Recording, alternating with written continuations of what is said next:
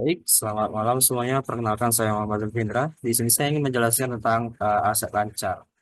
Jadi aset lancar itu bagian penting dalam laporan posisi keuangan karena mencerminkan sumber daya yang dapat direalisasikan dalam satu tahun atau satu siklus operasi. Dokumen utama itu aset lancar itu strategis adalah piutang usaha dan persediaan yang berperan besar dalam kegiatan operasional perusahaan. Nah, jadi piutang usaha itu adalah perspektif akuntansi dan perpajakan perpajakan. Piutang usaha adalah hak perusahaan untuk menerima kas di masa depan akibat penjualan barang atau jasa secara kredit dan dalam kegiatan usaha normal. Menurut Donald Kieso, Jerry J. Weigert, dan Terry D. Warfield dalam Intermediate Accounting, piutang merupakan klaim terhadap pelanggan yang umumnya tertagih dalam waktu satu tahun sehingga diklasifikasikan sebagai aset lancar. Menurut Suemarso SR, piutang usaha adalah tagihan perusahaan pada pihak lain yang timbul dari penjualan kredit dan lunasi dalam jangka pendek. Nah, jadi pengertian persediaan adalah perspektif akuntansi dan perpajakan. Persediaan adalah aset yang dimiliki untuk dijual kembali atau digunakan dalam proses produksi. Menurut Kieso, Whitgar, dan Warfield dalam Intermediate Accounting, persediaan mencakup barang siap jual, barang dalam proses, serta bahan baku atau perlengkapan produksi.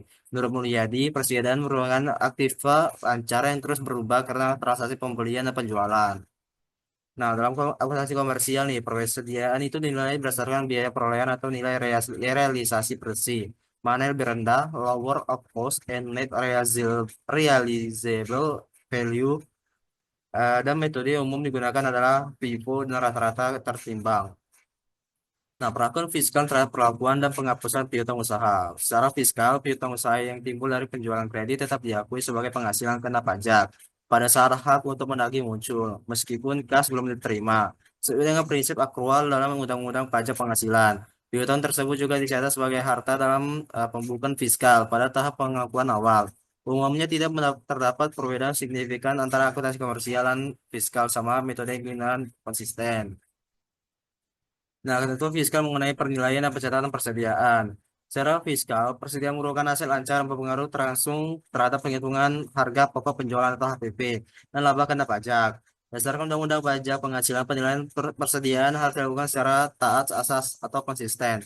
Metode yang diperkenankan umumnya adalah FIFO dan rata-rata tertimbang, sedangkan metode LIFO tidak diperbolehkan. Jika wajib pajak ingin mengubah metode penilaian, harus mendapatkan persetujuan dari DJP untuk mencegah manipulasi laba. Dampak perbedaan tersebut terhadap perhitungan laba fiskal dan pajak penghasilan terutang. Perbedaan perlakuan akuntansi komersial dan fiskal atas piutang usaha dan persediaan berdampak langsung pada dasar laba fiskal yang menjadi dasar pengenaan pajak sesuai dengan UUD pajak penghasilan.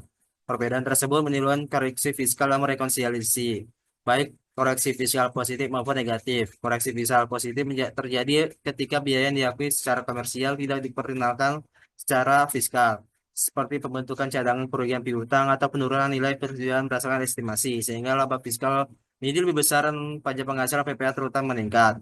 Sebaliknya, koreksi fiskal negatif dapat menurunkan laba fiskal apabila terdapat biaya yang diperkenankan secara fiskal. Nah, jadi kesimpulannya itu piutang usaha dan persediaan merupakan bagian dari aset lancar yang berperan penting dalam operasional perusahaan dalam mengaruhi perhitungan laba dan pajak penghasilan dalam akuntansi komersial. Pengakuan dan pengukuran didasarkan pada prinsip kehati-hatian dan penyajian wajar sesuai dengan syarat akuntansi. Namun secara fiskal perlakuan mengacu pada Undang-Undang Pajak Penghasilan yang di mana biaya yang masih bersifat estimasi seperti cadangan kerugian piutang dan penurunan nilai persediaan umumnya tidak langsung diakui sebagai pengurangan penghasilan. Perbedaan ini menimbulkan koreksi fiskal yang rekonsiliasi laba komersial dan laba fiskal yang berdampak pada dasarnya penghasilan kena pajak atau PKP dan pajak penghasilan terutang sehingga pemahaman aspek fiskal menjadi sangat penting untuk menghindari kesalahan dan sanksi perpajakan. Inilah sekian penjelasan dari saya. Apabila ada salah kata, saya minta maaf. Wassalamualaikum.